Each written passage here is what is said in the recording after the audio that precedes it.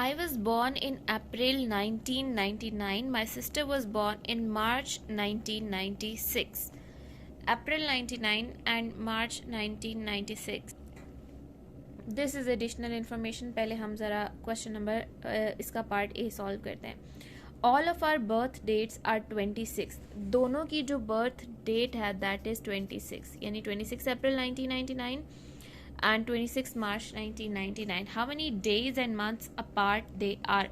दोनों में कितने days और months का difference है?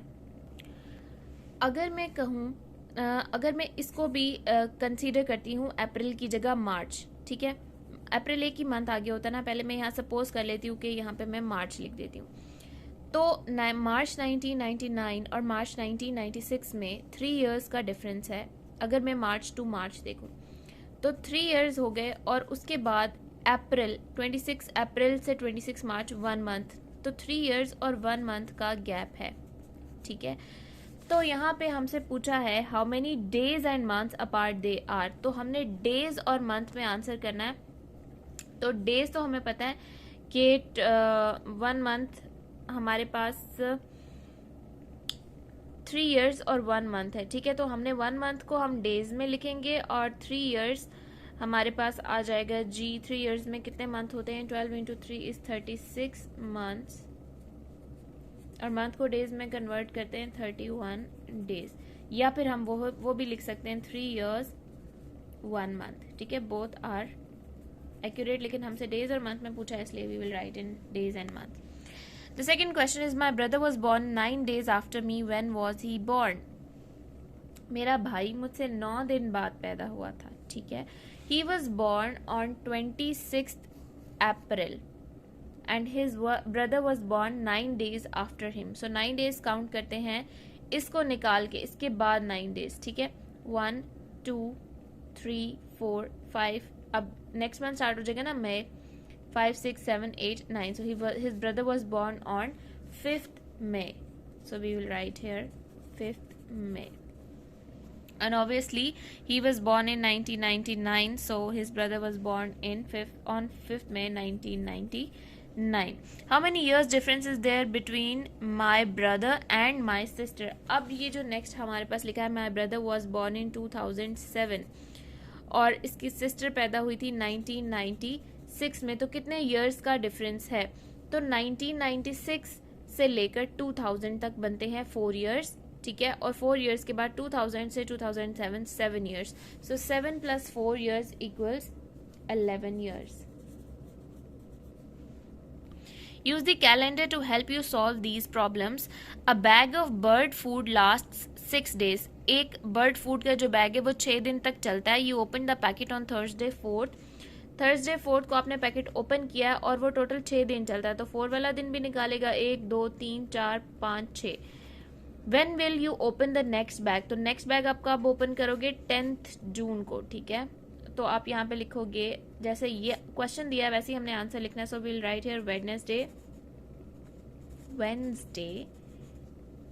और 10th June. I planned to visit the zoo on 30th but went 2 weeks earlier. 30th को प्लान किया था और 2 weeks earlier चला गया, यानी 2 weeks पहले चला गया. तो 1 week पहले 23rd और उससे 1 week पहले 16th. ठीक है, तो when did I go? Tuesday 16th June. Again आपने इन 4 ऑप्शंस को यूज करके फिल करना है जी. Choose from the choices in the box to estimate how long it takes to shake hand with friends. Minutes, hours, days और weeks नहीं लगते. So we will write here minutes. To eat your breakfast करने में घंटे भी नहीं लगते, दिन भी नहीं लगते, वीक भी नहीं लगते, मिनट्स ही लगते हैं. ठीक है, to walk around outside of your school building के अराउंड वॉक करने में भी आपको आवर्स तो नहीं लगेंगे, 1 घंटा लग सकता है, पर घंटों तो नहीं लगेंगे डेफिनेटली, तो minutes. For the grass to grow 5 centimetre, grass को 5 सेंटीमीटर तक ग्रो करने में काफ़ी दिन लग सकते हैं. So we will write here days. Write one more thing for each of these time units. Minutes में जो आप काम कर सकते हो वो आप यहाँ लिखोगे. आप यहाँ पे लिख सकते हो मिनट्स में आप क्या कर सकते हो? हैव अ मील, ईट अ मील, कुछ मिनट लगते हैं ना, पूरा घंटा नहीं लगता, ठीक है। आवर्स में आप क्या करते हो, होमवर्क, ठीक है, 1 से 2 घंटे लग सकते हैं, 2 से 3 घंटे लग सकते हैं। डेज में आप क्या करते हो, फॉर प्लांट, या बल्कि उसी को चेंज करके लिख लो, for the grass to grow 10 centimetre, ठीक है। जो अभी हमने यहाँ पे था ना, हम जिसमें हमने डेज लिखा था, ठीक है। और वीक्स में क्या हो सकता है, हम लिख सकते हैं फॉर वीक्स होते हैं ना, उसमें विंटर समर वेकेशंस में समर वेकेशन लग सकते हो, और वीक्स में और भी जो भी काम आप जिसमें आपके वीक्स लगते हैं वो आप यहाँ लिख सकते हो। That is totally up to you. Find 2 days and dates that are 17 days apart. 2 dates and days that are 17 days apart. तो कोई भी यहाँ से उठा के लिख लो। 5 नवंबर से लेकर 19 नवंबर तक 14 डेज हो गए, 15, 16, 17, तो 17 डेट्स अपार्ट, यानी उन दोनों के दरमियान में 17 डेज होने चाहिए, तो फिर यहाँ पे 23 आएगा। 1, 2, 3, 4, 5, 6, 7, 8, 9, 10, 11, 12, 13, 14, 15, 16, 17, तो हम एक लिख देंगे। डेज और डेट दोनों लिखने हैं। तो पहले का था जी ट्यूसडे 5 नवंबर, नहीं, Thursday 5 November, Thursday 5 November to